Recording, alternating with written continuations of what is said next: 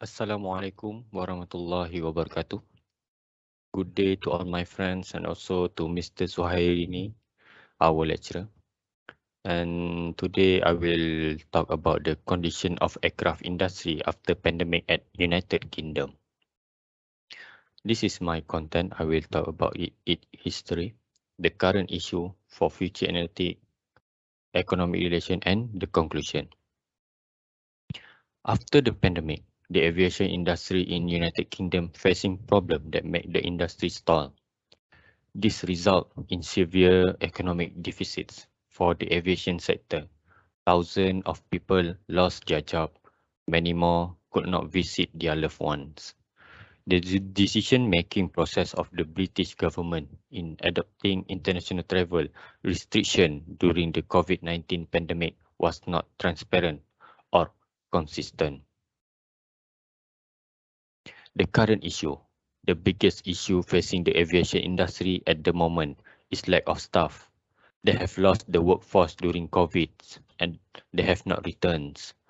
After laying off 10,000 employees, IAG owns British Airways is recruiting 3,000 cabin crews. Meanwhile, global airport operator Swiss Airport want to hire 30,000 workers, having loss of 20,000 staff in an effort to slash costs when the pandemic hit. While this shortfall remains, however, many companies are struggling to cope. In May, the UK Union United warned of the chronic staff shortage across the aviation industry and said employers would pay the price of mass sacking during the pandemic. They might still have like this job satisfaction in their new role, but they work more social hours, and have a better work-life balance. The aviation job location can also deter the candidates. After the post-COVID, people don't want to commute like they used to, meaning that if the job cannot be done remotely, there is now a limited pool of people who live in the area that they may be suitable. This is because while the COVID, they used to work from home. So, for the future analytic, we will see a greater disparity of performance among the airlines in the future. Some airlines have responded to the pandemic by restructuring for greater efficiency. Others are merely muddling through. Occasionally, this is linked to state aid programs, which may reduce the incentive for much needed measures such as cost, organizational, and operational restructuring. Airlines that are not proactively transforming risk falling to set the business up for longer terms structural value creation. As such, we are seeing some airlines pull ahead. Before the COVID-19, an airline boasted an ROIC well ahead of the overall industry's rate of 5.8%.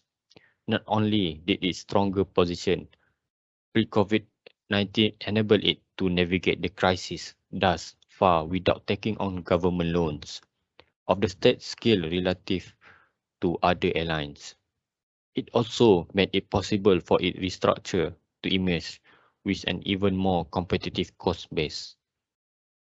For the economic and the conclusion, the pandemic has harshly affected the aviation industry across the globe, creating huge loss for the industry and bringing them to the verge of bankruptcy.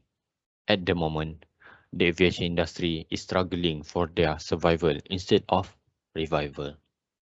Government involvement remains the only way to make sure that the airlines are able to survive for the long terms, and countries are already planning to extend their support to their aviation industries in order to protect the airlines.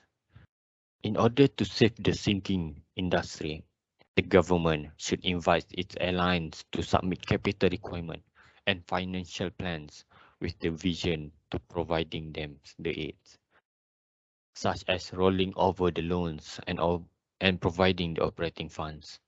Apart from bailing out the rescue funds, the government along with the stakeholders, should reconsider the exemption of several taxes for a while and the service plan for the aviation sector to provide immediate interims relief by significantly reducing the operational costs the airline incur.